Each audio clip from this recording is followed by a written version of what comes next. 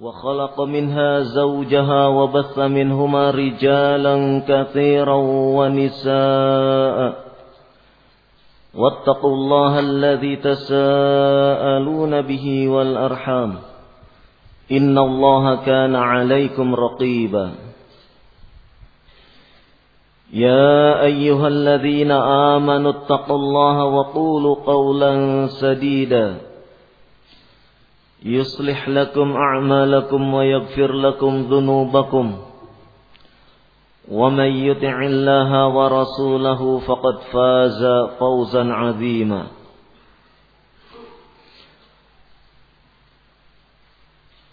أما بعد فإن أصدق الحديث كتاب الله وخير الهدي هدي محمد صلى الله عليه وعلى آله وسلم وشر الأمور محدثاتها وكل محدثة بدعة وكل بدعة ضلالة وكل ضلالة في النار. Ikhwafiddin a'azakumullah. Alhamdulillah, syukur kita panjatkan kepada Allah Subhanahu wa ta'ala yang telah melimpahkan berbagai karunia, beragam nikmat kepada kita semua. Termasuk di antara nikmat tersebut diperkenankannya kita duduk di dalam majelis ini dalam rangka untuk menuntut ilmu, memahami agama kita dengan sebaik-baiknya berdasarkan apa yang telah menjadi tuntunan, apa yang telah dituntunkan oleh Rasulullah sallallahu alaihi wa ala alihi wasallam.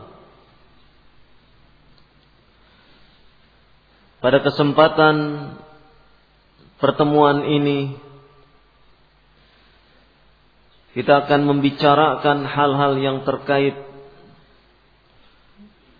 dengan pendidikan anak, tarbiyatul atfal. Tentu saja dalam pertemuan yang singkat ini secara global, mujmal, akan saya sampaikan beberapa hal terkait dengan pendidikan anak ini yang patut untuk menjadi perhatian kita bersama. Pendidikan anak pada masa sekarang ini, terutama anak-anak kita, anak-anak salafiyin, membutuhkan perhatian yang cukup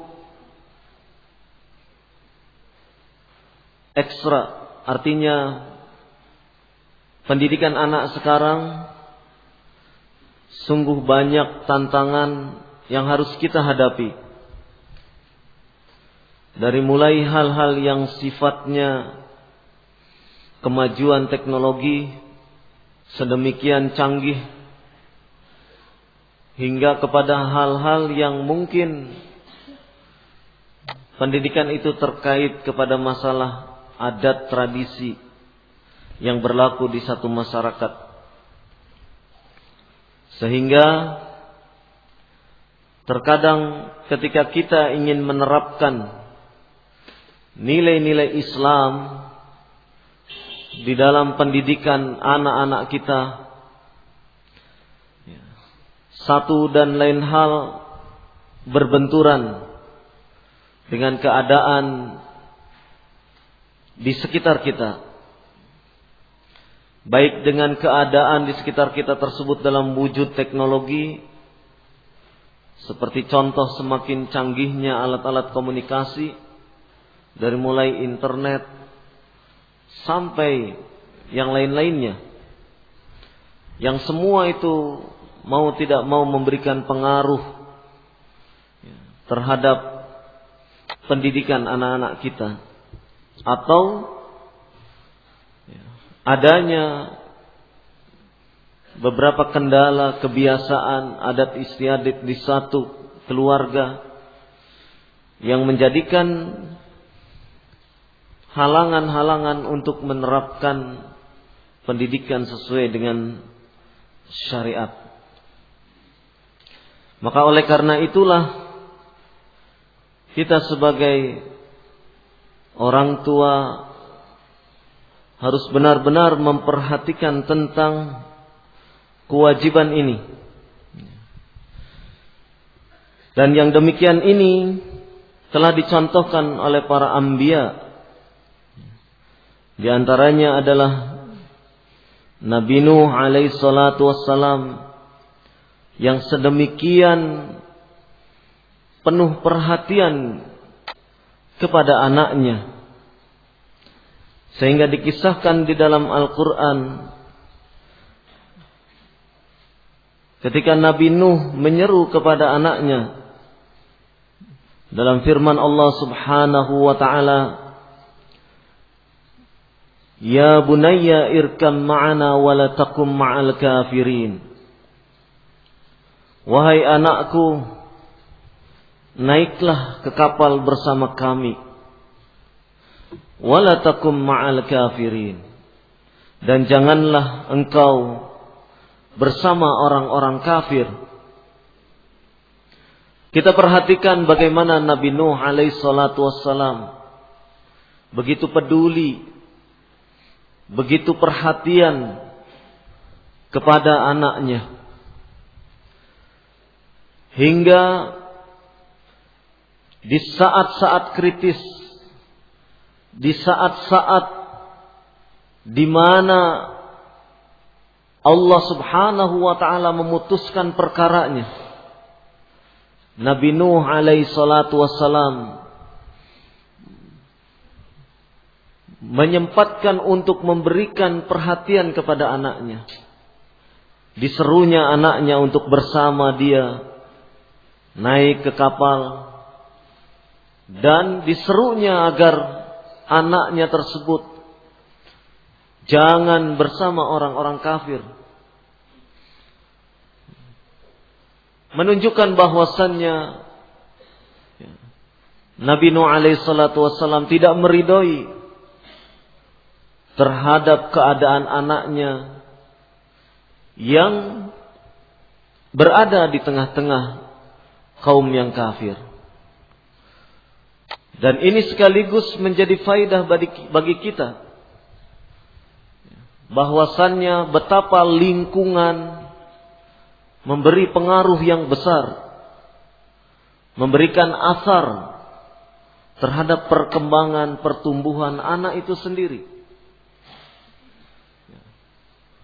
Dan lihatlah bagaimana Nabi Nuh alaihi salatu wassalam menyeru anaknya untuk tidak bergaul dengan orang-orang kafir, tidak berada di tengah-tengah mereka. Ini adalah bentuk sikap wala bara yang ditanamkan kepada anak kita, ditanamkan kepada anak-anak kita. Faidah daripada ayat ini, bagaimana kita menanamkan siapa yang menjadi teman dan siapa yang harus dijauhi dari pertemanan tersebut. Maka di dalam ayat ini kita mendapatkan pelajaran tentang hal itu. Perhatian lainnya dari para nabi, sebagaimana juga disebutkan di dalam ayat yang lain, di mana Nabi Ya'qub alaihi salatu wassalam di saat-saat kematian hendak menjemput, di saat dia akan meninggal dunia, maka Nabi Ya'qub alaihissalatu wassalam masih memperhatikan tentang keadaan anaknya. Allah subhanahu wa ta'ala berfirman, menggambarkan tentang keadaan Nabi Ya'qub. Sebagaimana di dalam surat Al-Baqarah ayat 133. Am kuntum syuhada'a idh hadara Ya'qub al-mautu idh qala li banihi ma ta'buduna min ba'di qalu na'budu ilahaka wa ilaha abaika Ibrahim wa Ismail wa Ishaq ilaha wahida wa nahnu lahu muslimun.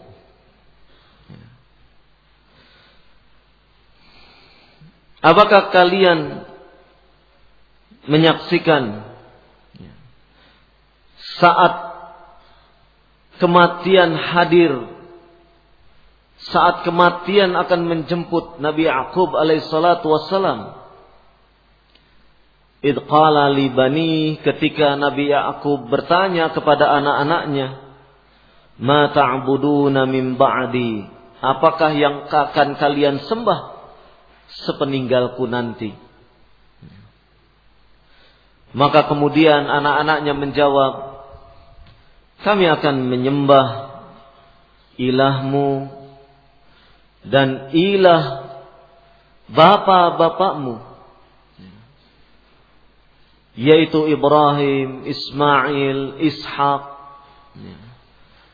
ilah yang satu, dan kami termasuk adalah orang-orang yang berserah diri kepadanya. Maka kita perhatikan bagaimana Nabi Ya'qub alaihissalatu wassalam dalam keadaan yang sudah tinggal menunggu kematian, namun perhatian kepada anak-anak sedemikian besar. Dan ini menjadi pelajaran bagi kita, bahwasannya memperhatikan pendidikan anak bukanlah semata-mata urusan lembaga pendidikan, apakah itu pondok atau mungkin lembaga pendidikan yang lainnya, tetapi benar-benar bahwasannya pendidikan anak itu adalah merupakan tanggung jawab dari orang tua itu sendiri. Dan kita telah diberi contoh oleh al-anbiya, para nabi Allah subhanahu wa ta'ala, yang sedemikian fokus, sedemikian kuat, kencang perhatiannya terhadap anak-anak. Demikian juga apabila kita melihat bagaimana Nabiullah Al-Khalil Ibrahim alaihissalatu wassalam, yang juga memperhatikan tentang keadaan anaknya, sampai digambarkan di dalam surat Ibrahim ayat ke-30. Allah subhanahu wa ta'ala berfirman, wa idh qala Ibrahimu rabbi ij'al hadzal balada amina wajnubni wa baniya an na'budal asnam. Dan ingatlah ketika Nabi Ibrahim alaihissalatu wassalam berdoa kepada Rabbnya, berdoa kepada Allah subhanahu wa ta'ala, ya Rabb, jadikanlah negeri ini negeri yang aman. Wajnubni wa baniya an na'budal asnam, dan jauhkanlah diriku dan anak keturunanku dari penyembahan terhadap berhala-berhala.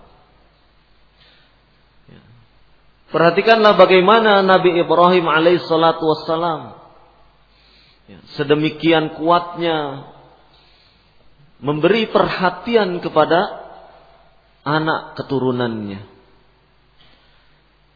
hingga di dalam doa yang dia pintakan kepada Allah Subhanahu wa ta'ala agar dirinya dan anak keturunannya terselamatkan dari kesyirikan, dari penyembahan terhadap berbagai macam bentuk berhala.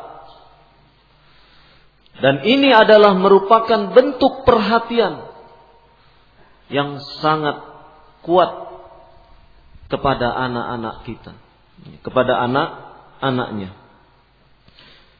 Maka dari contoh-contoh para al-anbiya kita mendapatkan gambaran, mendapatkan teladan bahwasannya pendidikan anak adalah merupakan sesuatu yang menjadi tanggung jawab kita bersama. Terutama adalah tanggung jawab orang tua masing-masing anak itu sendiri.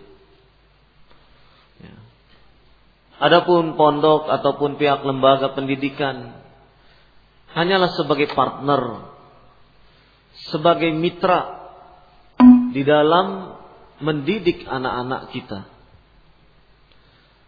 Artinya bahwasanya tanggung jawab pendidikan terpikul pada pundak kita. Bukan berarti lantas ketika anak sudah masuk pondok, kemudian kita sebagai orang tua lepas, tidak memberikan perhatian, tidak memberikan bentuk-bentuk bantuan kepada anak. Maka yang demikian ini adalah sikap yang keliru. Karena sesungguhnya pendidikan anak adalah sesuatu yang menjadi tanggung jawab orang tua.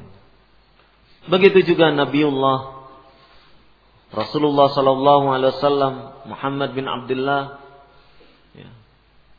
sallallahu alaihi wa ala alihi wasallam mendidik anak-anaknya penuh perhatian.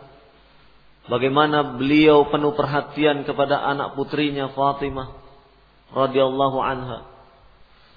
Juga beliau penuh perhatian kepada Anas bin Malik yang dijadikan sebagai pembantunya, yang penuh perhatian juga. Dan bagaimana Nabi sallallahu alaihi wa ala alihi wasallam apabila melewati anak-anak kemudian memberi salam. Dan sekian banyak contoh dari Rasulullah sallallahu alaihi wa ala alihi wasallam yang menunjukkan kepedulian, perhatian kepada anak-anak. Dan semua ini tentu bisa kita ambil ibrah, pelajaran bagaimana para nabi, para rasul Allah Subhanahu wa taala mengarahkan anak-anak untuk taat kepada Allah Subhanahu wa taala. Mengarahkan anak-anak sehingga mereka benar-benar dalam keadaan di atas fitrahnya, yaitu mentauhidkan Allah Subhanahu wa taala. Maka jelas sudah bahwasannya kita sebagai orang tua harus dan wajib memperhatikan tentang keadaan anak-anak kita. Karena sungguhnya mereka adalah manusia-manusia yang akan menapaki kehidupan yang kita sendiri belum tentu akan hidup bersama mereka. Tetapi anak-anak kita akan menggantikan estafeta perjuangan kita, dakwah kita, yakni dakwah Ahlussunnah wal Jamaah, dakwatus salafiyah. Anak-anak kita yang insyaallah kelak akan melanjutkannya. Maka jelaslah bahwasannya pendidikan anak adalah merupakan tanggung jawab kita semua sebagai orang tua. Dan lebih jelas lagi dalam surat At-Tahrim ayat ke-6 Allah Subhanahu wa taala berfirman, Ya ayyuhalladzina amanu qu anfusakum wa ahlikum nara. Wahai orang-orang yang beriman, jagalah diri kalian dan keluarga kalian dari siksa api neraka. Menunjukkan betapa tugas mengawal keluarga, termasuk diantaranya adalah anak-anak kita, untuk tidak terjerembab ke dalam siksa api neraka, adalah merupakan tugas kita sebagai orang tua.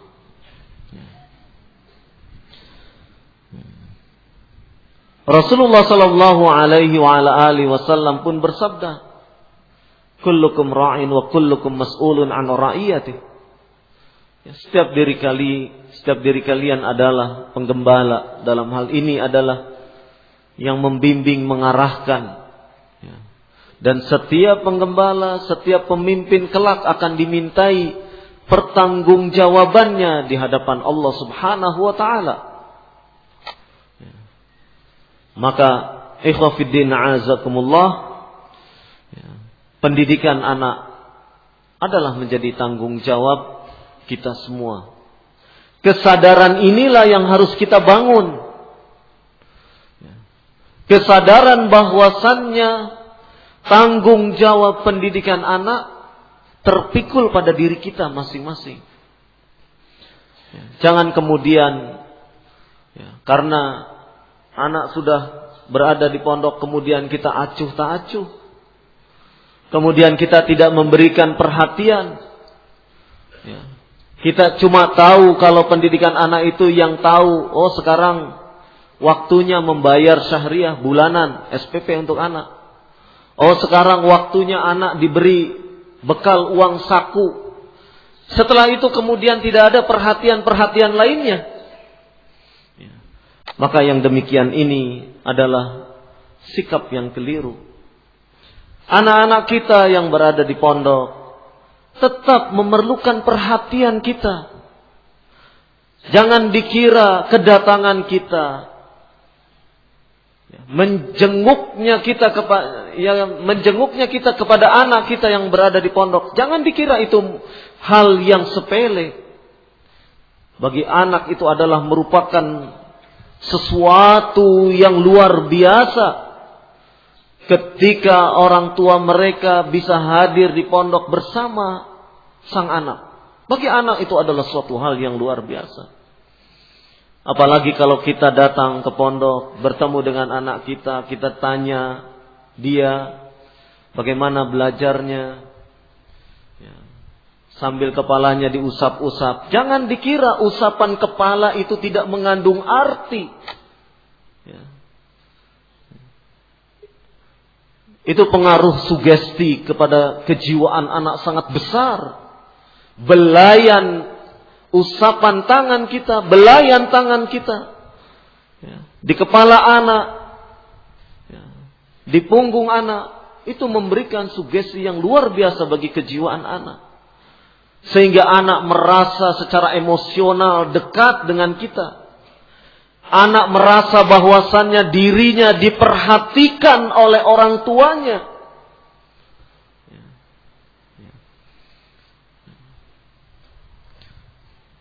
Ini yang kadangkala hal-hal nampaknya sepele tetapi sangat luar biasa bagi kebutuhan tumbuh kembang kejiwaan anak. Bagi anak, usapan kita di kepala anak, bagaimana anak belajarnya? Kau sudah belajar apa saja di pondok? Hafalanmu sampai mana? Teman-temanmu bagaimana? Gak ada yang nakal sama kamu? Gimana? Kamu senang tidak Abi datang ke sini? Ucapan-ucapan yang sekedar dialog sederhana, tapi bagi anak memberikan sesuatu rangsangan kejiwaan yang besar. Anak merasa dekat, merasa diayomi, merasa diperhatikan, merasa bahwasannya dirinya benar-benar disayangi oleh orang tua. Ini yang kadang kita luput memperhatikan hal-hal yang seperti ini. Kadang orang tua dapat SMS dari anaknya, yang dilihat cuma angkanya saja. Oh iya, 300.000. Ya sudah, nanti dikirim. Ya. Bukan itu saja yang dibutuhkan oleh anak-anak kita. Bukan angka 300.000-nya, bukan angka 500.000-nya, bukan angka 1 juta rupiahnya. Ya. Tetapi yang dibutuhkan oleh anak-anak kita, ya, perhatian, ya, bentuk-bentuk kasih sayang. Benar memang memberi nafkah adalah merupakan kewajiban kita dan itu ditunaikan, itu benar. Tetapi ada kewajiban-kewajiban lain kita sebagai orang tua untuk memperhatikan, memberikan belayan kasih sayang, yang itu semua sulit untuk diterjemahkan dengan selembar uang 100.000, selembar uang lembaran uang 50.000, sulit untuk diterjemahkan. Ya. Karena sesungguhnya pada diri anak itu selain mereka tersusun dari hal yang sifatnya jasmania, fisik, juga mereka pun ada unsur yang sifatnya ruhania. Yang unsur sifatnya ruhania ini tidak semata-mata dicukupi dengan lembaran uang, tetapi justru untuk menumbuhkan perkembangan jiwa yang sehat kepada anak-anak, kita pun ikut memperhatikan, ikut memberikan rangsangan-rangsangan. Kalau uang lembaran mungkin dibelikan makanan-makanan yang bergizi, akan berguna bagi kesehatan tubuhnya secara fisik.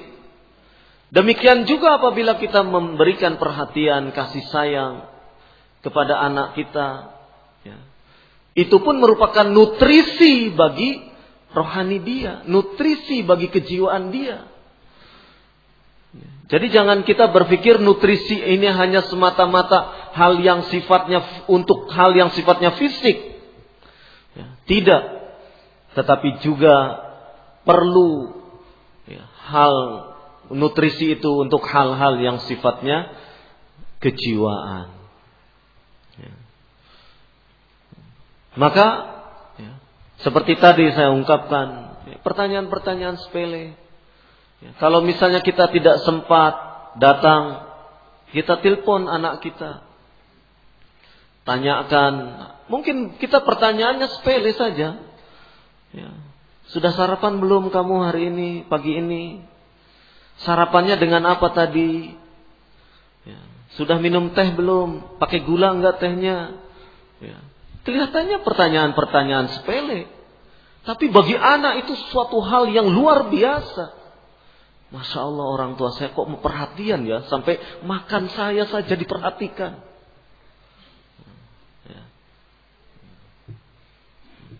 Itu sehingga pertanyaan-pertanyaan yang ringan seperti itu, dialog-dialog ringan, itulah yang disebut dengan akan mempererat tali emosional antara kita sebagai orang tua dengan anak. Jangan dikira mempererat tali emosional antara kita dengan anak ini tidak berguna. Ada sebuah kasus. Orangnya sudah sepuh, mungkin sekarang sudah 50-an tahun. Tapi dia bercerita mungkin sekitar 15 tahun yang lalu kepada saya. Dia bercerita, dia suka ngisi pengajian di mana-mana. Karena memang sejak kecil dia sudah di pondok. Dia bercerita kepada saya, curhat, bahwasannya dia ada sesuatu yang hilang pada dirinya. Apa yang hilang? Ikatan emosional antara dirinya dengan orang tuanya. Dia bertutur, Kalau orang tua saya sakit, kok tidak ada perasaan saya ingin menjenguk, kemudian ingin dekat. Paling saya menjenguk sebentar sudah. Tidak ada perasaan kemudian ingin menunggui terus. Ada sesuatu yang hilang pada diri saya. Mungkinkah ini sebab karena saya sudah dipondokkan, sudah berpisah sejak kecil dengan orang tua? Mungkinkah ini penyebabnya? Sehingga apa? Sehingga ikatan batin, ikatan emosional antara saya dengan orang tua itu sudah dijauhkan sejak masa kanak-kanak. Dan sekian puluh tahun dia hidup di pondok, tidak merasakan adanya sentuhan-sentuhan dari orang tua. Sehingga kemudian ikatan itu jadi lemah. Di saat orang tuanya dalam keadaan kritis, sakit, semestinya dia ingin menunggui, ingin apa, tapi tidak ada perasaan itu pada saya. Kurang lebih begitulah curhatnya dia.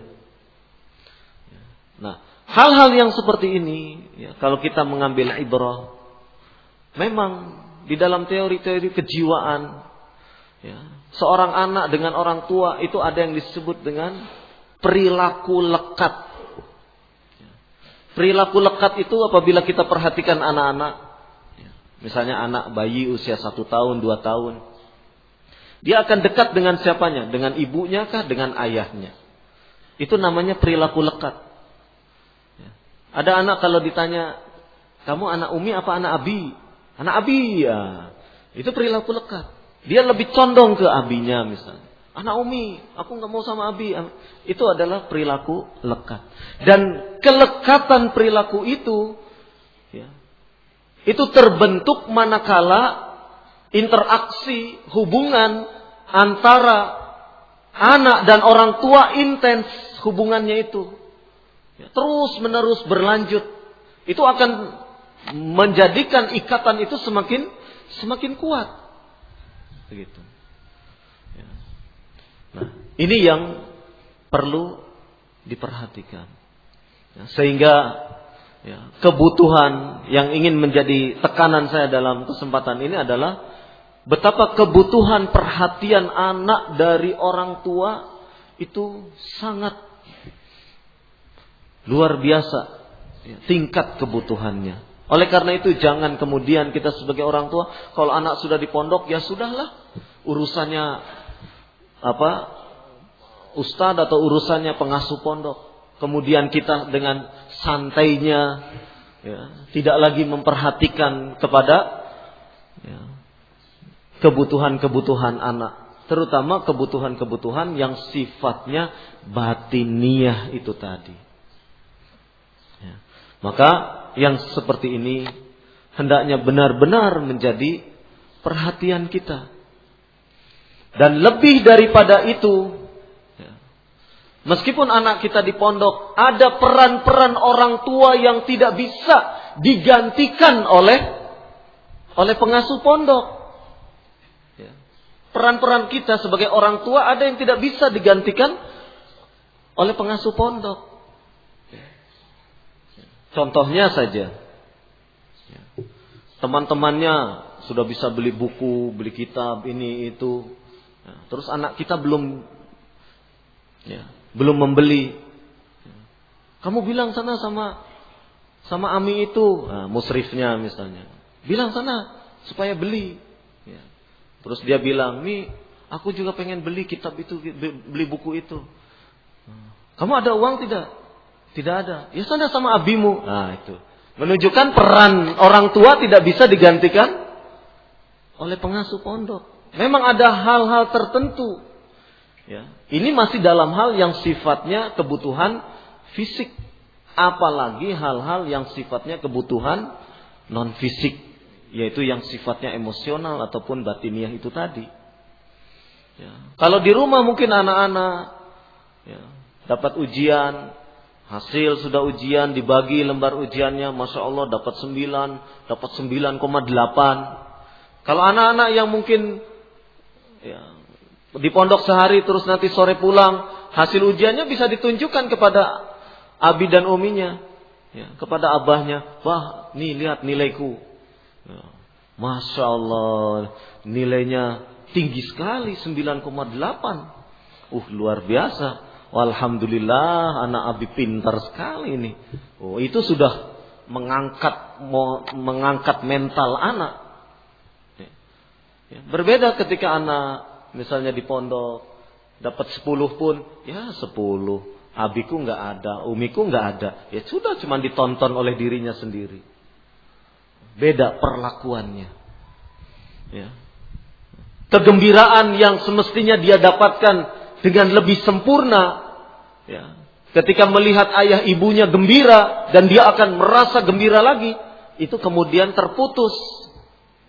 Ya. Terputus, dia hanya menikmati menonton angka 10 itu hanya untuk dirinya. Ya. Kalaupun nanti mau cerita, nunggu nanti cerita hari Jumat ketika abinya nelpon. Karena kan biasanya telepon tidak bisa setiap hari kan. Nanti nunggu jadwal pondok membuka telepon. Ya, akhirnya kegembiraan itu tertahan di batinnya saja, disimpan di dalam hatinya. Ya, begitu nelpon, mungkin dia lupa tidak menyampaikannya. Ya, akhirnya hilang momen-momen yang sebenarnya itu bisa mendongkrak, ya, bisa menumbuhkan semangat belajarnya, ya, belajar daripada anak itu sendiri. Momen itu kemudian hilang. Kenapa demikian?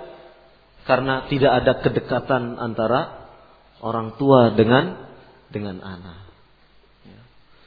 Jadi ya, sangat besar ya, peranan orang tua di sini. Ya.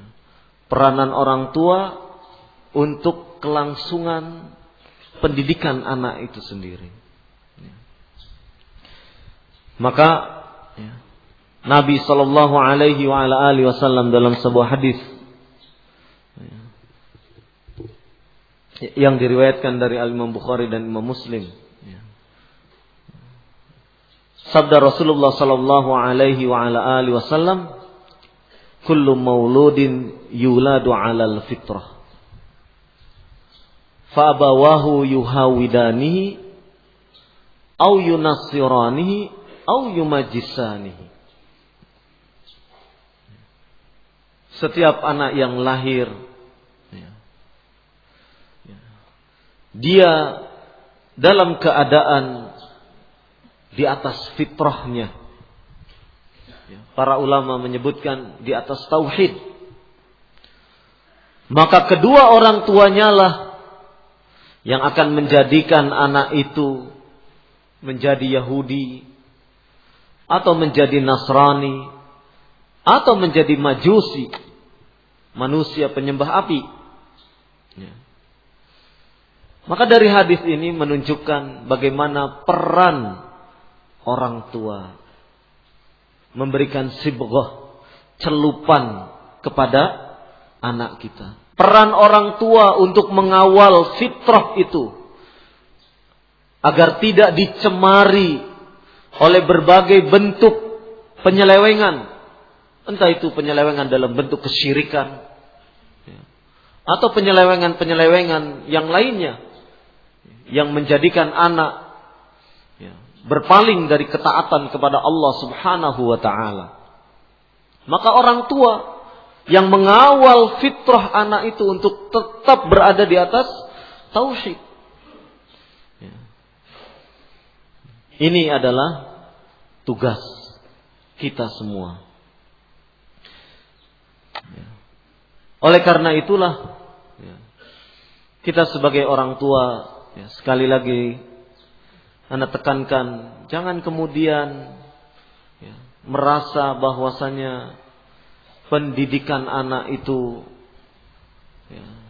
cukup sudah kalau dipondokkan. Dan setelah itu orang tua kemudian lepas, tidak merasa lagi ada keterkaitan. Hal yang demikian ini adalah sesuatu yang keliru, yang salah. Bagaimanapun juga orang tua seorang anak memerlukan perhatian yang cukup dari orang tuanya.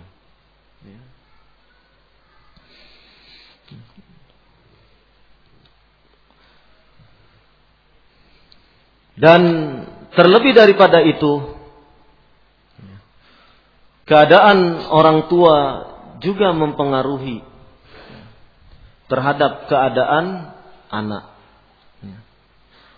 Allah Subhanahu wa taala dalam surat Al-Kahfi ayat ke-86 menggambarkan bagaimana orang tua yang saleh itu memberi asar, pengaruh kepada anak-anaknya. Allah Subhanahu wa taala berfirman, wa ammal jidaru fakana ligulamaini yatimaini fil madinati wa kana tahtahu kanzul lahuma wa kana abuhuma salihan fa arada rabbuka ay yablugha ashuddahuma wa yastakhrija kanzahuma rahmatan min rabbik. Dan adapun jidar dinding itu adalah milik dua anak yatim yang tinggal di kota tersebut. Dan di bawah daripada jidar tersebut, di bawah dari dinding tersebut tersimpan harta bagi kedua anak yatim tersebut. Wa kana abuhuma salihan, dan adalah orang tua ayah dari kedua anak yatim ini adalah seorang ayah yang saleh. Maka Allah Subhanahu wa taala menghendaki, maka Rabbmu menghendaki agar kedua anak yatim itu tumbuh dewasa, dan kemudian setelah mereka tumbuh dewasa, maka harta yang berada di bawah dinding tersebut kemudian dikeluarkan sebagai bentuk rahmat dari Rabbmu. Lihatlah rahmat Allah turun tetap kepada kedua anak yatim tersebut. Dengan lantaran apa? Dengan sebab apa? Dengan sebab orang tua kedua anak yatim tersebut orang tua yang saleh. Dengan kesalehannya ini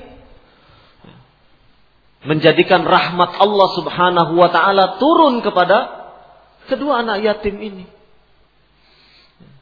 Ini menunjukkan bahwasannya semakin taat orang tua, semakin saleh orang tua kepada Allah Subhanahu wa taala, semakin taat. Ini akan memberikan dampak kepada anak-anaknya, memberikan asar kepada anak-anaknya. Maka kita sebagai orang tua berusahalah untuk menjadi orang tua yang saleh. Orang tua yang senantiasa berusaha untuk taat kepada Allah dan Rasul-Nya. Orang tua yang senantiasa taat menjaga tauhid untuk tidak kemudian terjerumus kepada kesyirikan, waliyadzubillah. Orang tua yang senantiasa iltizam, berpegang teguh kepada sunnah-sunnah Nabi sallallahu alaihi wasallam dan meninggalkan berbagai bentuk bid'ah. Karena sesungguhnya kesolehan daripada orang tua itu memberi asar, pengaruh kepada anak-anak kita. Maka disinilah kita melihat ada peranan bagi peranan orang tua bagi pendidikan anak itu sendiri.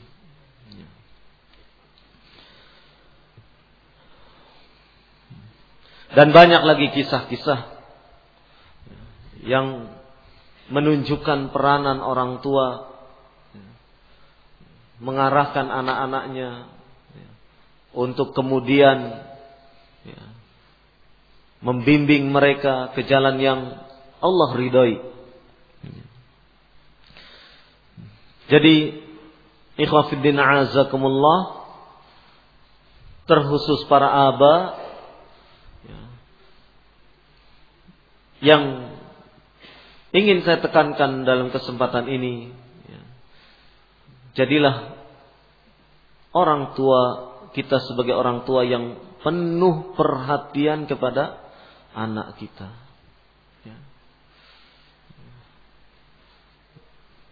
Sehingga kemudian kebutuhan-kebutuhan anak tercukupi, baik hal yang sifatnya fisik ataupun hal-hal yang sifatnya non-fisik. Dalam hal ini memenuhi pertumbuhan, perkembangan, kejiwaan anak itu sendiri. Hal-hal yang sifatnya batin, yang itu semua tidak akan bisa didapatkan secara maksimal dari orang lain, kecuali dari orang tuanya sendiri.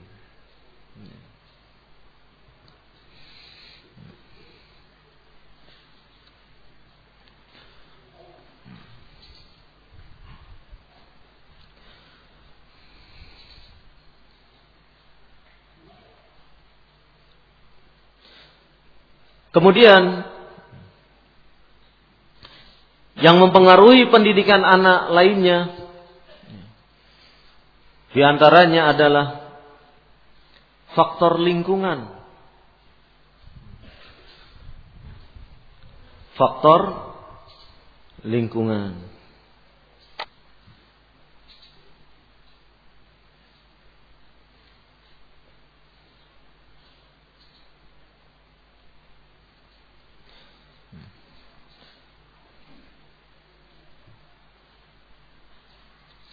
Allah Subhanahu wa taala berfirman, "Wa kadzalika ja'alna likulli nabiyyin 'aduwan syayatinal ins wal jin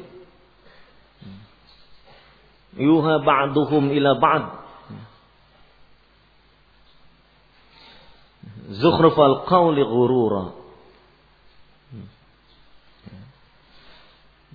Dan demikianlah kami jadikan bagi setiap nabi itu ada musuh, sebagai musuh dari kalangan syaitan, yaitu al-ins wal jin, yuhi ba'dukum ila ba'din, yang satu dengan lainnya membisikkan zukhrufal qawli ghurura, yaitu perkataan-perkataan yang menipu.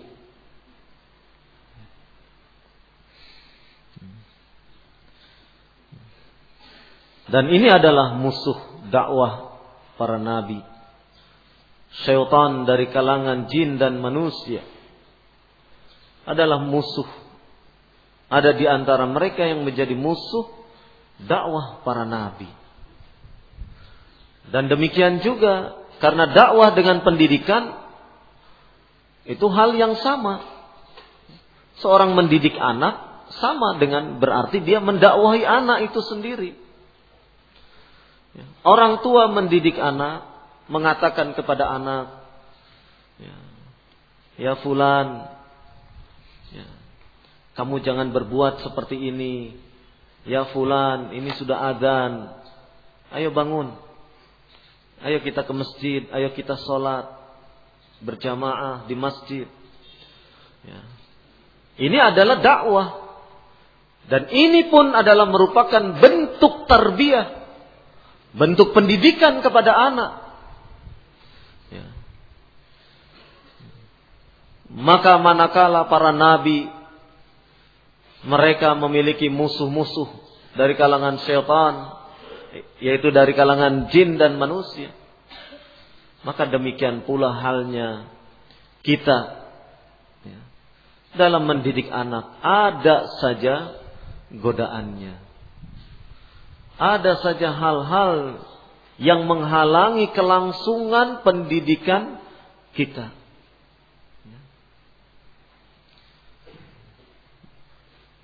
Kejadian ketika ditanya, wah ini liburan pondok, mau kemana ini? Kunjung ke simbahnya, ke kakek, nenek, ziarah ke sana.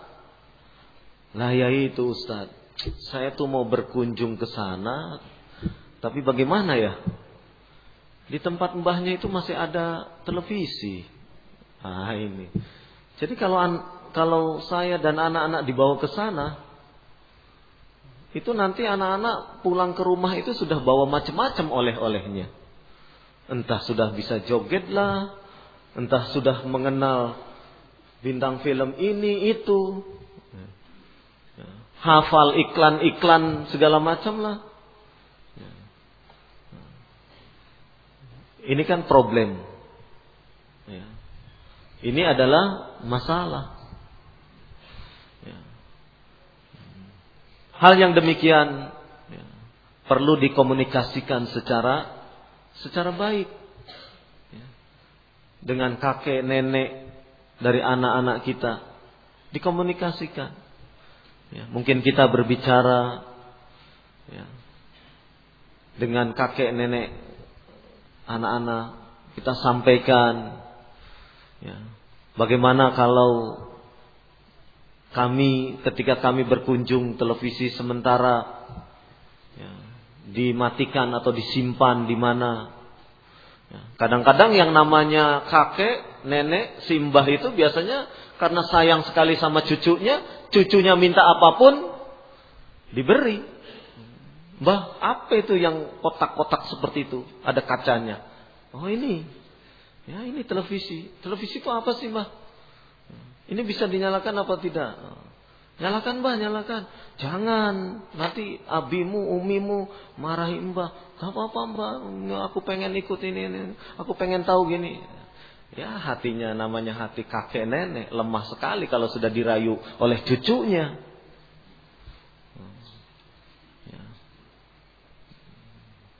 Nah, ini yang seperti ini akhirnya tidak match antara apa yang kita inginkan dengan apa yang terjadi di lingkungan keluarga besar. Maka hal-hal yang seperti ini dibicarakan dengan baik. Walhamdulillah kalau kakek nenek dari cucunya itu bisa memahami. Kalaupun misalnya tidak, minimalnya lah memiliki tenggang rasa dengan kehadiran kita dan anak-anak, sehingga perbedaan cara berpikir, perbedaan sudut pandang yang demikian tidak kemudian membuahkan konflik, tidak membuahkan masalah baru. Yang diantara buah masalah itu, diantaranya kita enggan membawa cucu-cucunya untuk ziarah ke tempat kakek atau neneknya. Ini kan sebetulnya jadi masalah. Apalagi kalau kita tidak mengkomunikasikan keinginan kita seperti apa. Sehingga di sana tidak paham, di sini sudah mengambil sikap. Sikapnya apa? Ya tidak ziarah ke sana. Kenapa tidak ziarah? Ya karena di sana nanti banyak begininya. Nah, sementara yang di sana kakek neneknya belum paham apa yang menjadi keinginan dan jalan pikiran dari anaknya. Dengan kata lain, tidak terjalin komunikasi. Nah, sebenarnya karena di sana nanti banyak begininya. Nah, sementara yang di sana kakek neneknya belum paham apa yang menjadi keinginan dan jalan pikiran dari anaknya. Dengan kata lain, tidak terjalin komunikasi. Nah, sebenarnya yang hal-hal yang sedemikian mungkin perlu kita komunikasikan dengan cara yang baik, cara yang bijak. Sehingga kedepannya akan menjadikan sesuatu yang baik. Kita berterus terang sehingga kedepannya akan menjadikan sesuatu yang baik. Kita berterus terang. Sekarang kita berterus terang dengan cara yang bijak tentunya. Berterus terang kepada kakek, nenek, cucu ini. Supaya besok terang terus. Jadi kalau kunjungan ke sana sudah otomatis kakek neneknya akan menyembunyikan barang tersebut. Besok akan datang. Nah, di sana sudah mempersiapkan segala sesuatunya. Ini hal-hal yang demikian terkadang menjadi ganjalan. Maka faktor lingkungan semaksimal mungkin.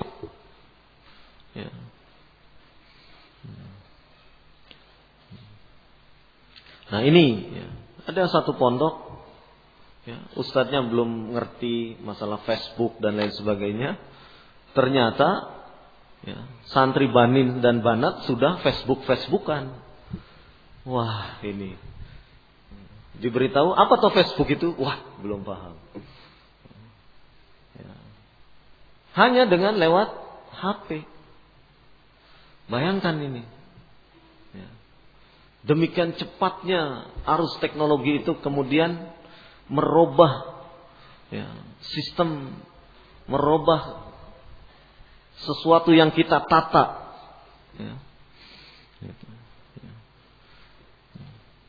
Apalagi kalau sudah di kanan kiri pondok ada warnet.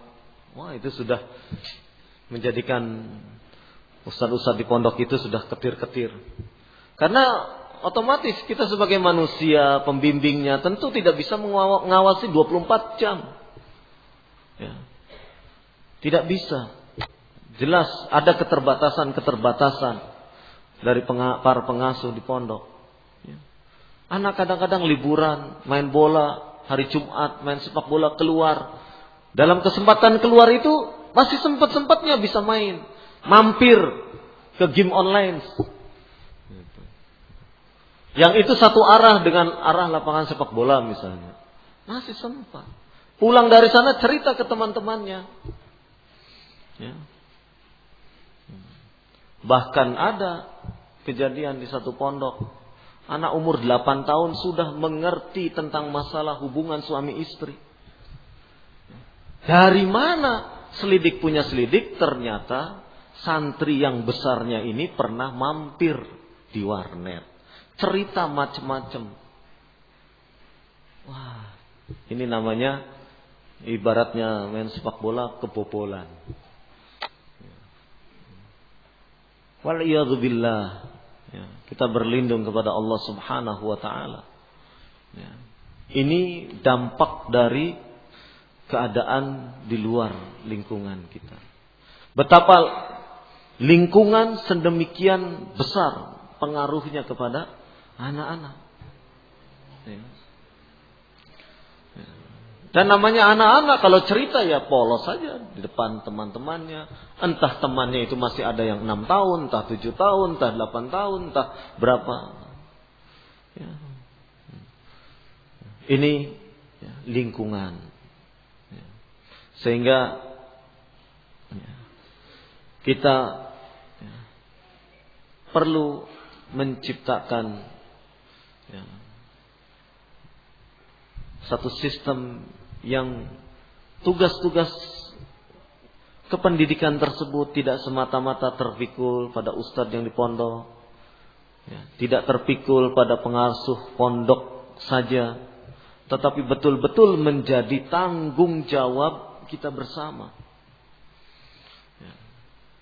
Jangan sampai kemudian kita pondok membuat peraturan santri tidak boleh membawa HP. Orang tuanya malah marah-marah. Nah, terus bagaimana kami mau telepon anak saya? Nah, salah paham. Ini kan demi kelangsungan pendidikan anak-anak kita juga. Kalau pihak pondok menetapkan satu ketetapan, tentu ada pertimbangan-pertimbangan. Yang pertimbangan-pertimbangan tersebut mungkin dari sisi sudut pandang orang tua berbeda. Tetapi kita di pondok lebih memahami situasi dibandingkan orang tua yang berada di luar pondok. Nah, sehingga ketika pondok memberikan ketetapan-ketetapan, mungkin orang tua bisa membantu. Kalaupun ada sesuatu yang mengganjal, lebih bagus dikomunikasikan. Atau mungkin bisa diberi usulan. Diberi usulan, masukan. Yang tentu saja masukan usulan itu tidak semata-mata kemudian kita harus mewajibkan untuk diterima. Mungkin usulan kita belum bisa dilaksanakan sekarang karena terbatasnya sarana prasarana. Mungkin pada waktu-waktu yang akan datang usulan kita baru bisa ditunaikan. Maka sekali lagi faktor lingkungan anak, di mana anak itu berada sangat penting sekali. Sekarang di perkotaan,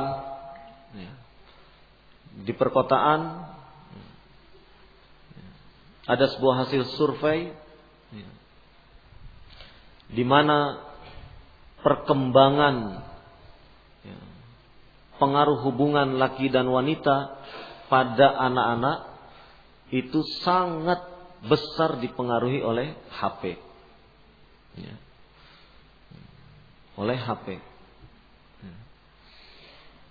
Ini sangat mengejutkan. Kenapa? Kalau di perkotaan orang membeli BlackBerry, membeli HP-HP yang canggih, itu sudah langsung mengakses internet, bisa langsung. Sehingga anak-anak SD di sana sudah paham betul tentang perilaku tersebut. Sebenarnya itu konsumsi untuk orang-orang dewasa. Tapi kejadiannya ya seperti itu. Ini diantara lingkungan mempengaruhi keadaan anak-anak kita. Maka kita sebagai orang tua pandai-pandailah untuk membawa anak-anak kita kepada jalan yang terbaik.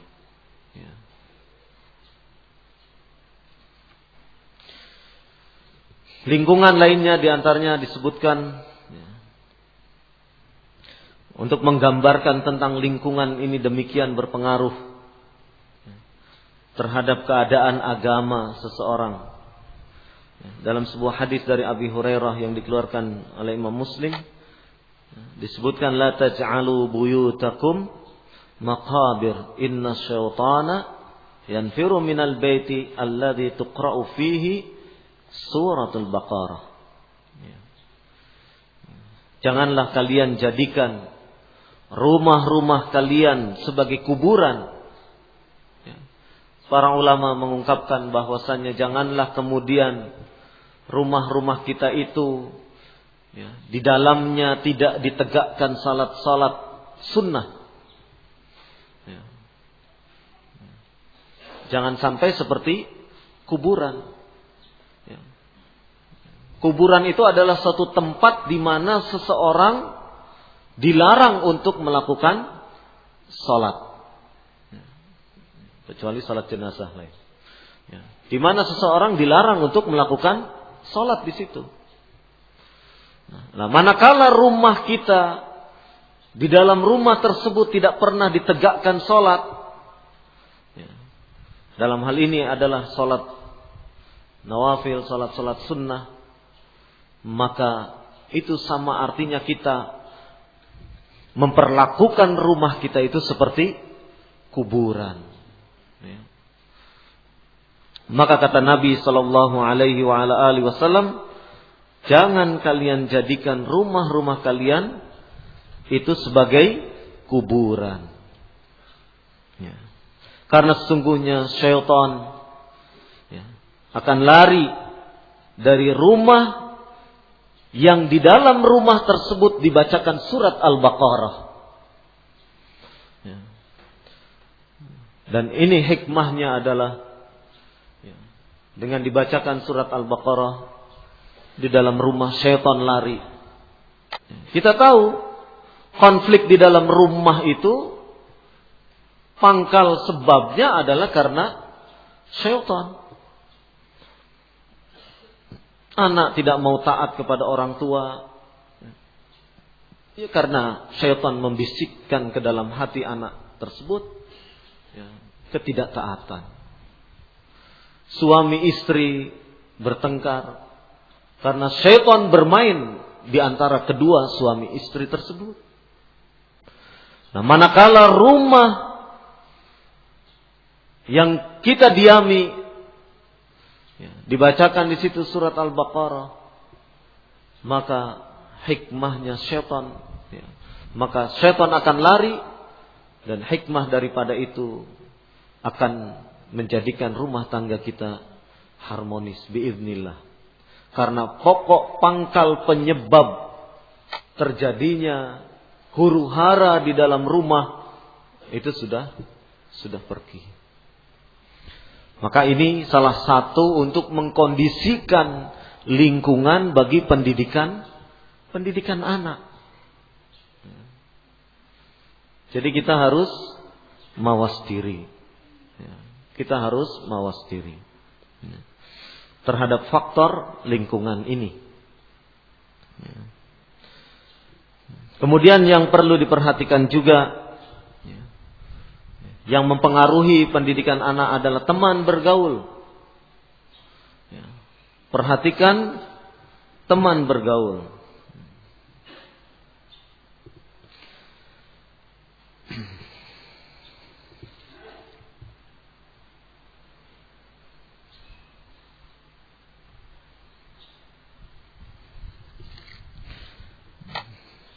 Masalah teman bergaul ini, Syekh Muhammad bin Shalih Al-Utsaimin rahimahullah menyebutkan tentang hadis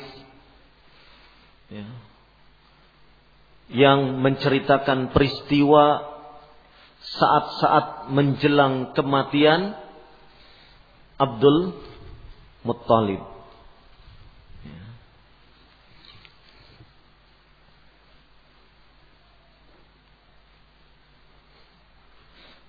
An Ibn al-Musayyab an abihi قال لما حضرت أبا طالب الوفاة جاءه رسول الله صلى الله عليه وسلم وعنده عبد الله ابن أبي أمية وأبو جهل فقال له يا عمي قل لا إله إلا الله kalimatan uhajul laka biha indallah. Faqala lahu atarghabu an millati Abdul Muttalib. Fa'ada alaihi Nabi sallallahu alaihi wasallam. Fa'ada fakana akhiru ma qala huwa ala millati Abdul Muttalib.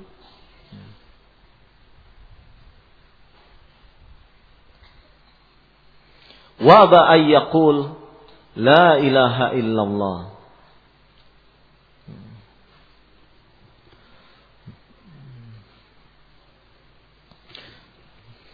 Diceritakan di sini dari Ibn al-Musayyab, dari ayahnya, dia menyatakan ketika Abu Talib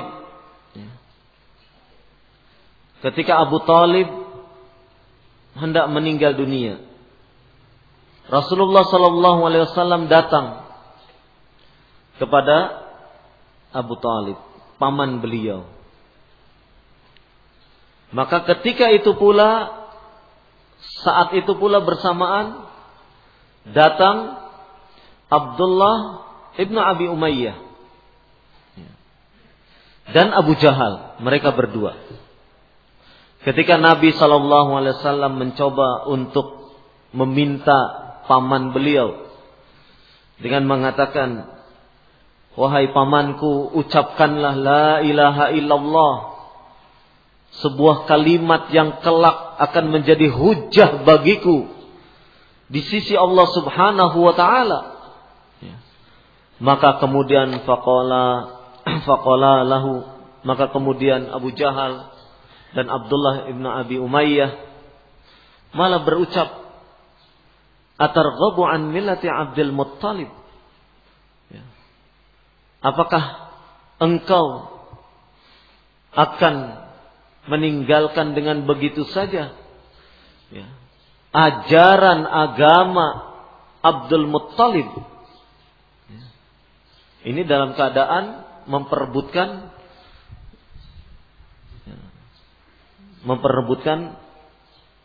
Abu Talib. Rasulullah menyuruh pamannya untuk mengucapkan kalimat la ilaha illallah. Abu Jahal dan Abdullah bin Abi Umayyah menekankan lagi ke Abu Talib, apa kamu kemudian akan meninggalkan ajaran Abdul Muttalib, nenek moyangnya? Terus Nabi kemudian mengucapkan lagi, qul ya ami, ucapkan la ilaha illallah. Ditimpali lagi oleh Abu Jahal dan temannya. Terus maka kemudian akhirnya Abu Talib, karena terus dipengaruhi oleh dua orang ini, Abu Talib akhirnya tidak mengucapkan kalimat la ilaha illallah. Di saat menjelang kematiannya dan sampai kematiannya, Abu Talib tidak mengucapkan kalimat la ilaha illallah. Hikmah dari ini, kata Syekh Muhammad bin Shalih Al-Utsaimin rahimahullah di dalam kitab Qaulul Mufid, menjelaskan bagaimana bahayanya, betapa berbahayanya pengaruh teman-teman yang jelek. Berteman, memiliki teman yang jelek, yang buruk. Betapa berbahayanya. Sampai di saat-saat, detik-detik penentuan, karena berteman dengan teman yang jelek, akhirnya menggelincirkan kepada kedurhakaan. Wa'iyadzubillah. Ini salah satu ibrah, pelajaran, faidah yang kita dapatkan dari peristiwa Abu Talib menjelang kewafatannya. Betapa teman yang jelek bisa mempengaruhi perilaku seseorang, yang kemudian sehingga seorang tersebut tergelincir ke jalan yang tidak benar. Wa'iyadzubillah.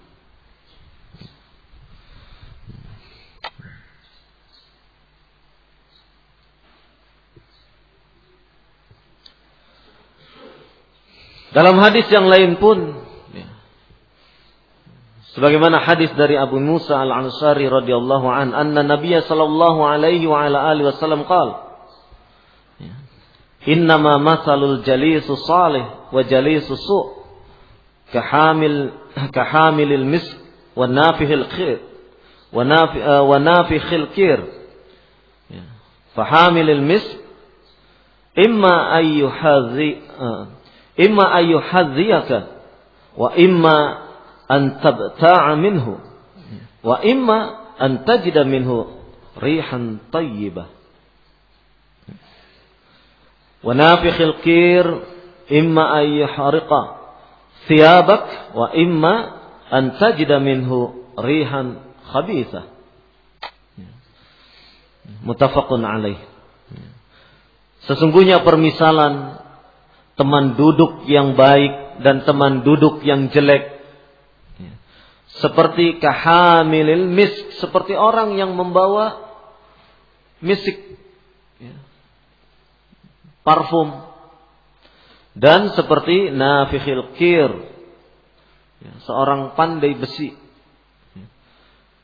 Adapun orang yang bila kita berteman dengan orang yang membawa minyak wangi, Imma kita diberi oleh dia minyak wangi tersebut, imma atabta'a minhu, atau kita membeli darinya, atau kita mendapatkan saja, atau cuma mendapatkan baunya yang wangi. Di antara tiga tersebut. Tetapi berbeda manakala seseorang berteman dengan pandai besi. Ima bajunya yang terbakar, terpercik api, atau mendapatkan asapnya, yang asap tersebut tentu baunya tidak sedap. Ini adalah permisalan teman duduk. Jadi jangan kemudian kita menganggap anak kita, ya tidak apa-apalah, biar mereka berteman. Harus dipilah. Alhamdulillah, kadang-kadang anak kita liburan pondok agak ekstrim juga. Kadang-kadang kita suka pancing dengan pertanyaan, kamu kok nggak main sama fulan? Oh, fulan itu sururi. Wah, hebat sekali ini. Anak-anak sudah bisa berbicara seperti itu.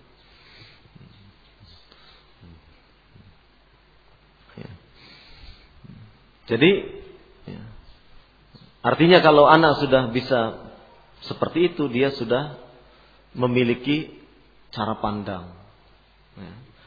Artinya dia sudah bisa memilah teman. Meskipun bisanya dia memilah teman, tetap harus kita awasi. Karena namanya anak, secara kematangan, kejiwaan belum kokoh. Tetap harus kita bimbing, tetap harus kita kawal, kita arahkan. Ini penting, yaitu dengan sistem pendampingan. Kita mendampingi anak-anak tersebut.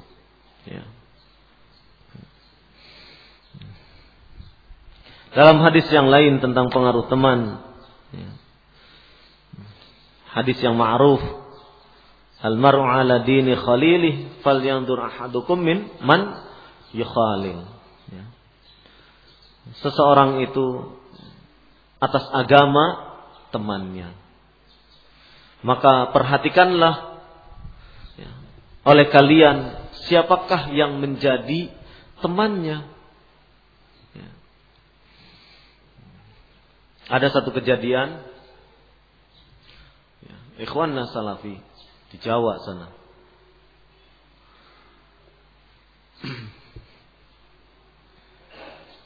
Jadi awalnya dia sebenarnya ingin memasukkan anaknya ke pondok sejak anak itu kecil. Tapi karena faktor lingkungan terpengaruh. Akhirnya anaknya masukkan ke SD. Dia masih punya harapan. Ya insya Allah nanti setelah lulus SD akan dimasukkan ke pondok. Ternyata setelah lulus, dia ingin mewujudkan keinginannya dulu. Bicara kepada anaknya, sekarang kamu sudah lulus SD, ayo ke pondok. Mondok. Ternyata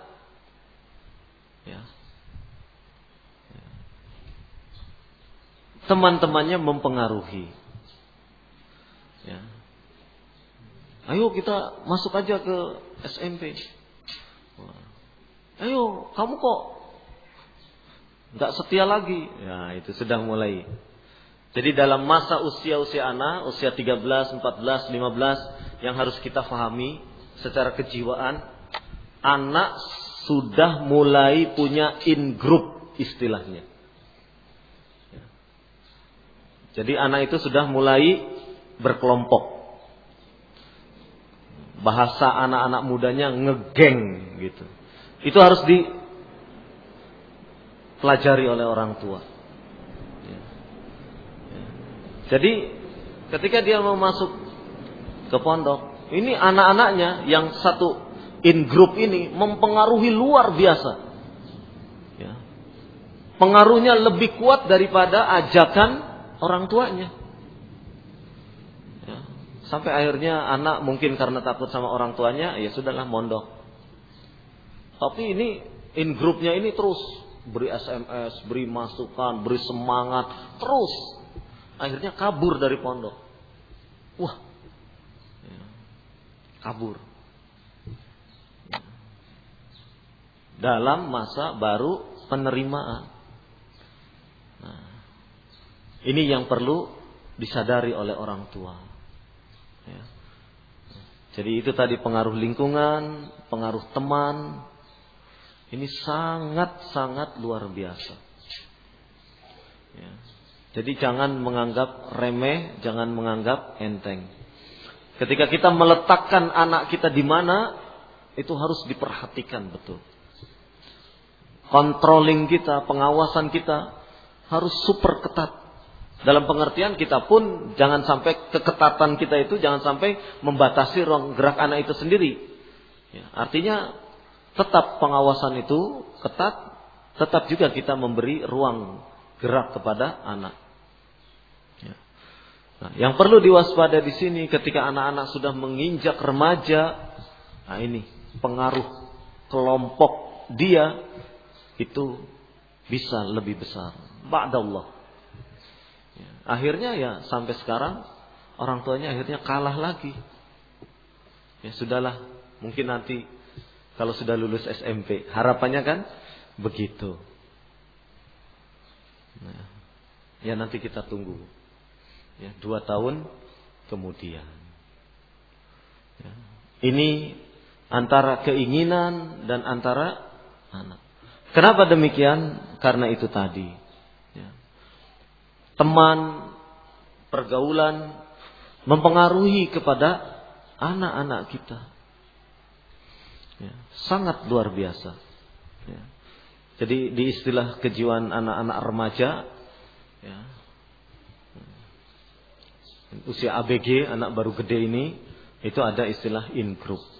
Mereka punya kelompok-kelompok biasanya. Ya.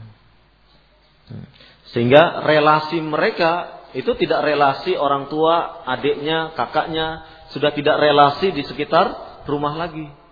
Tetapi relasi mereka, interaksi mereka sudah dengan dunia luar, dengan teman-temannya yang dari luar.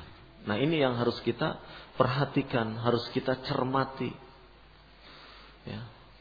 Manakala teman-temannya datang ke rumah kita, ya harus dinasehati teman-temannya. Ya. Jangan sampai kemudian teman-teman ini membawa pengaruh kepada anak kita.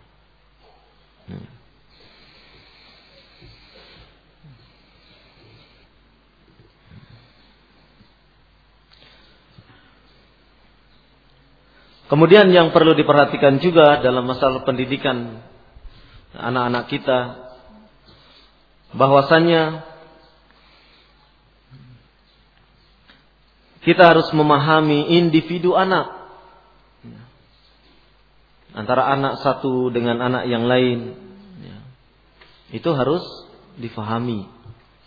Masing-masing anak memiliki karakter kepribadian yang berbeda satu dengan lainnya.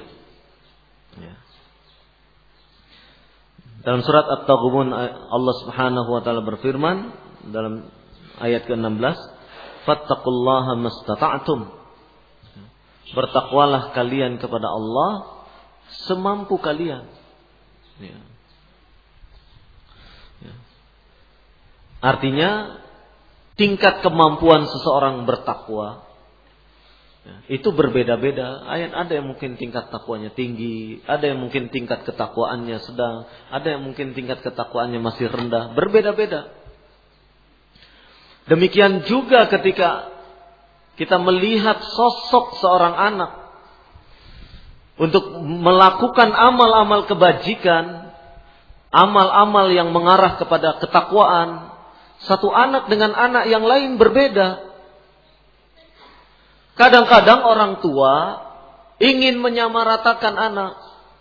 Apalagi kalau misalnya kakaknya, ya, prestasinya kurang, sementara adiknya prestasinya bagus. Orang tua kemudian marah-marah kepada kakaknya ini.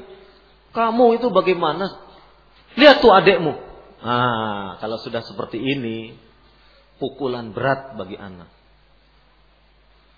Lihat tuh adekmu. Kamu nggak bisa seperti adekmu.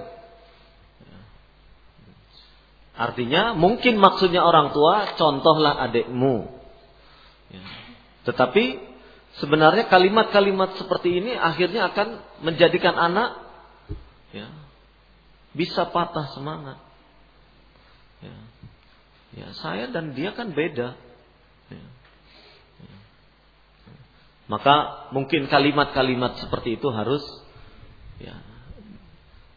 diganti. Harus diganti dalam pengertian mungkin ada kalimat-kalimat lain yang bisa mengangkat semangat dia untuk bisa berprestasi lebih baik. Karena masing-masing anak, kakak, adik, masing-masing punya perbedaan. Nah, untuk hal yang demikian kita sebagai orang tua harus bijak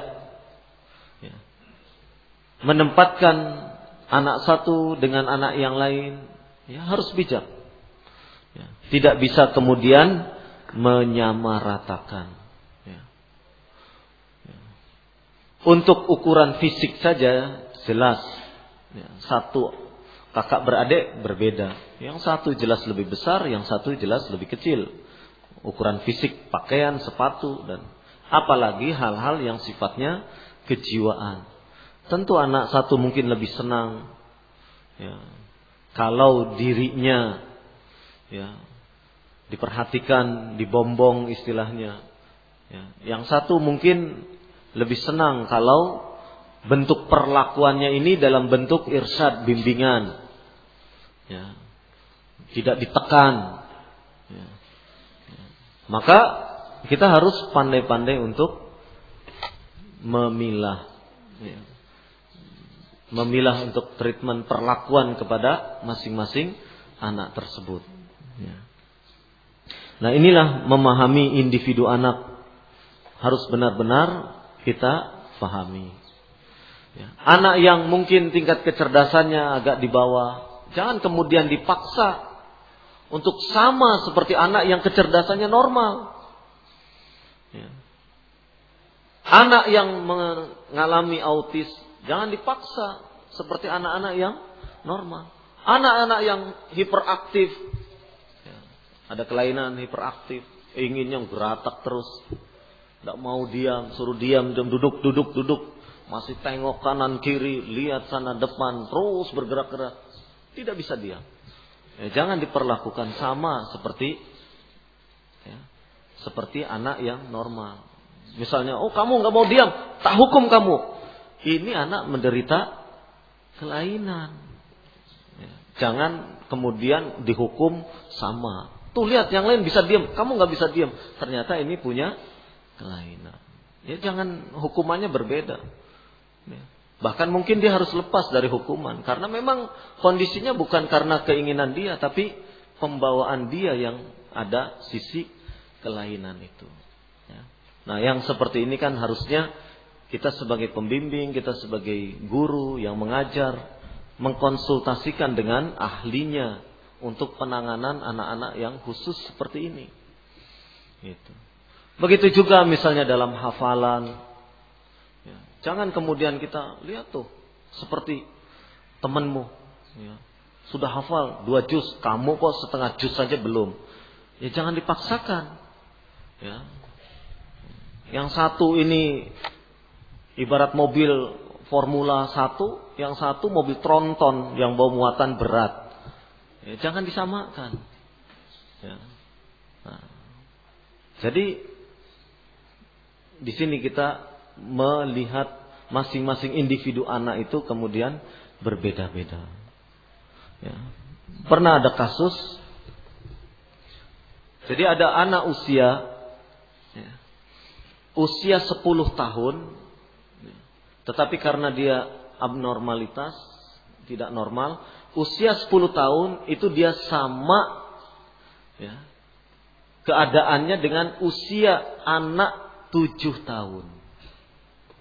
Ya.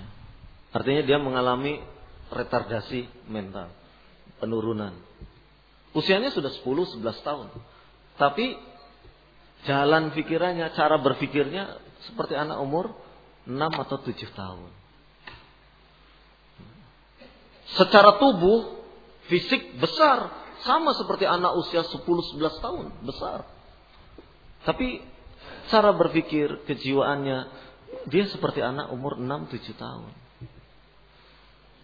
Nah, ketika dalam hal pelajaran hifdzul Quran, jangan disamakan kemampuan daya fikirnya dia, daya nalarnya dia dengan anak-anak yang 10-11 tahun. Meskipun secara fisik perkembangan tubuhnya sama. Ya.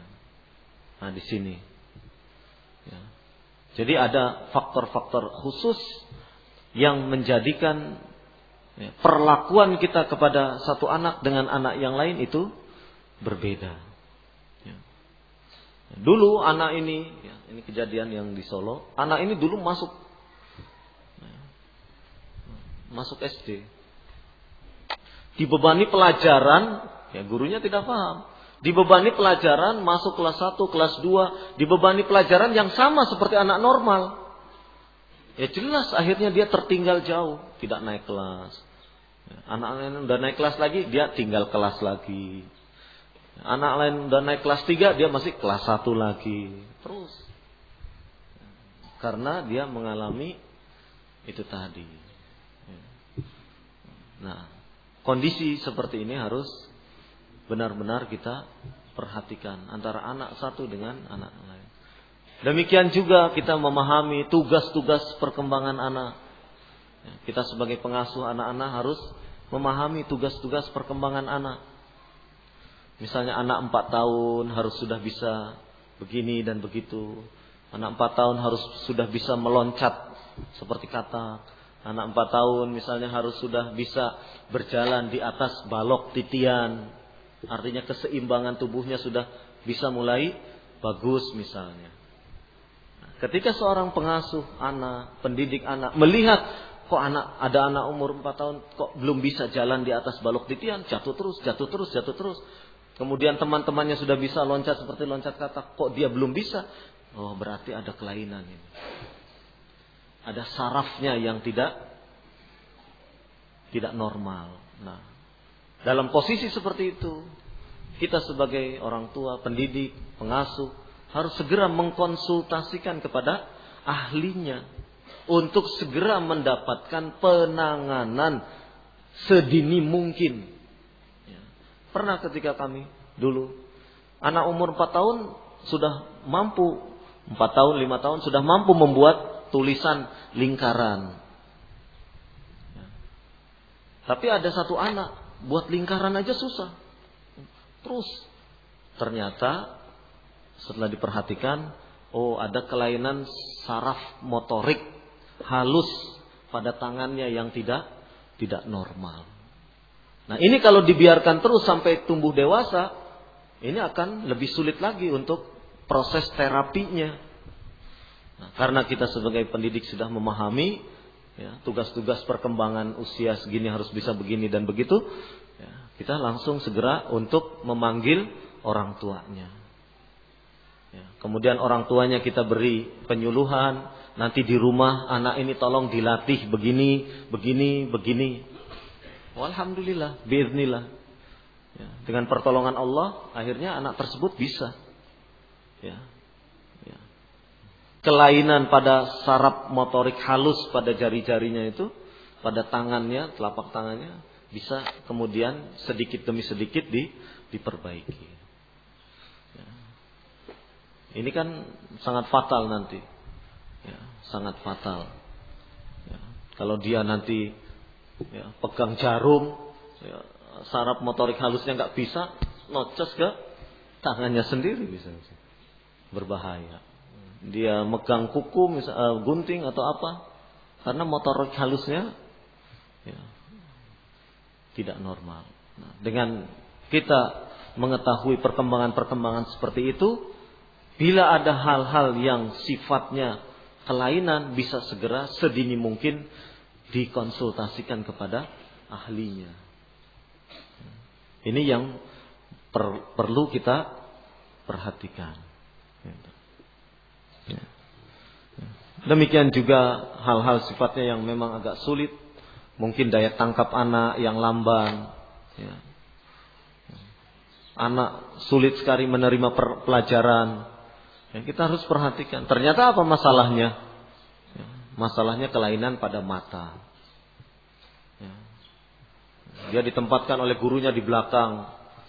Terus dia prestasi belajarnya menurun terus.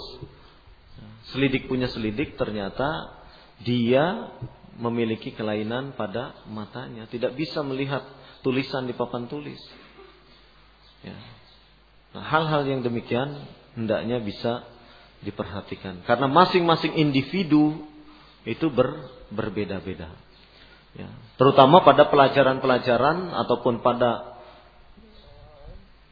hal-hal yang sifatnya individualis. Misalnya pelajaran individual itu kalau anak-anak mungkin belajar membaca. Itu kan tidak mungkin satu kelas belajar bersama-sama. Tapi satu orang satu-satu dipanggil oleh gurunya untuk membaca. Hal-hal yang demikian hendaknya benar-benar diperhatikan. Karena setiap orang itu satu dengan lainnya berbeda. Memiliki karakteristik, memiliki perbedaan. Dalam pengertian kemampuan memahami berbeda. Ditambah lagi dengan latar belakang keluarga.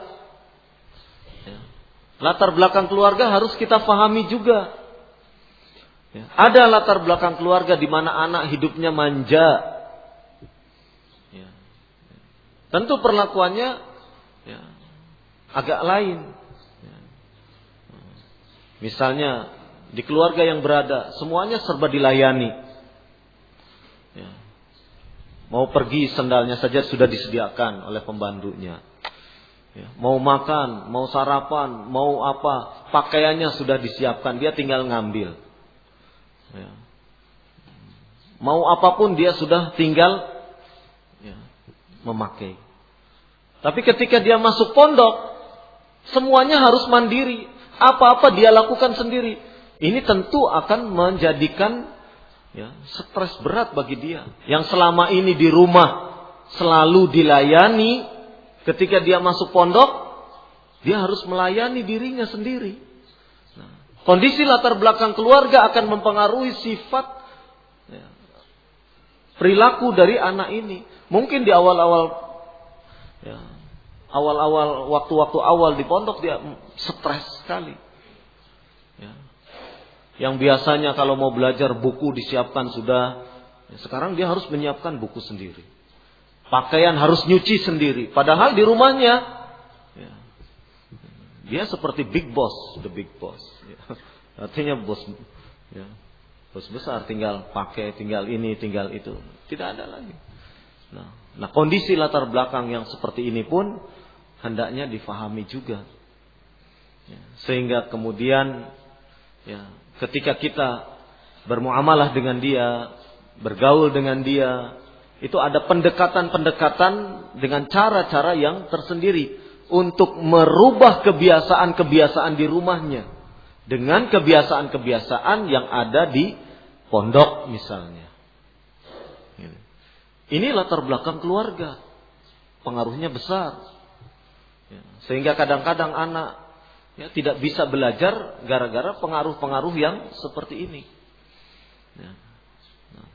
Hal yang seperti ini perlu untuk kita perhatikan dengan baik. Jadi itu antara masing-masing anak berbeda satu dengan lainnya. Ini yang menjadi prinsip di seluruh lini pendidikan.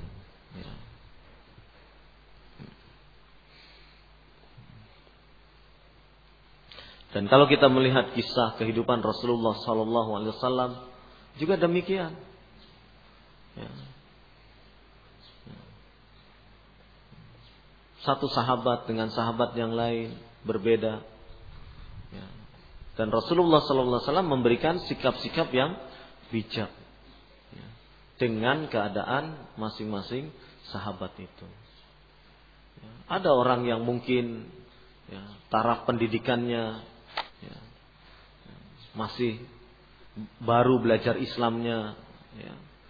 Ada yang mungkin sudah lama hidup bersama Rasulullah sallallahu alaihi wasallam sehingga pelajaran diniyahnya sudah banyak masuk. Nah, yang seperti ini benar-benar harus kita pelajari.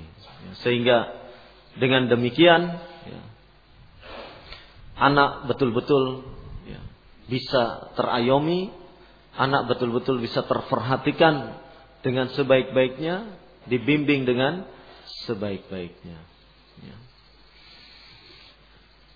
Tapi mungkin kita bisa istirahat sejenak, rehat untuk ada waktu jeda. InsyaAllah nanti setelah 1/4 jam InsyaAllah kita lanjutkan kembali.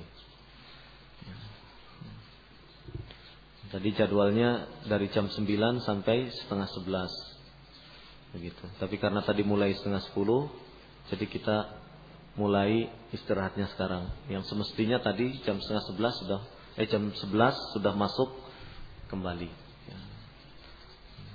Baik, khair insyaallah. Kita istirahat dulu barang sejenak sekitar 1/4 jam. Wallahu a'lam bishawab.